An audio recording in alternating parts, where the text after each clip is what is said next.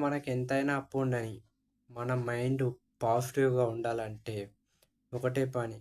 మనం ఒక రూ. 100 ఎగ్జాంపుల్‌కి రూ. 100 సంపాదించినామనుకో, రూ. 60 అప్పు కట్టాలి. రూ. 40 మనం ఉంచుకోవాల. పక్కకి సేవ్ జేసుకోవాలి. ఎందుకంటే మనము అప్పు కట్టుకుంటానే పోయినామనుకో, మన చేతిలో రూపాయి లేదనుకో, ఎగ్జాంపుల్‌కి మళ్ళా మనకేదన్నా హెల్త్ ఇష్యూస్ గానీ, ఏదైనా ఫైనాన్షియల్లీ ఇంటి రెంట్ ప్రాబ్లమే గానీ, ఏదైనా గానీ ప్రాబ్లమ్స్ వచ్చినాయనుకో, మనం ఫేస్ జేయడానికి కష్టమైతది. అప్పుడే మనం ఇంకా డిప్రెషన్‌లోకెళ్ళిపోతాం. అందుకే మనము ఈరోజు రూ. 100 సంపాదించినా, రూ. 1000 సంపాదించినా అందులో ఒక 50% అప్పు కట్టాలి. 40% వెనకకేయాలి. అట్లాంటప్పుడు ఫస్ట్ మనం ఇంటి దగ్గర మనం బాగుంటేనే అప్పు కట్టగలుగుతాం. మన ఇంట్లో వాళ్ళు బాగుంటేనే మనం అప్పు కట్టగలుగుతాం.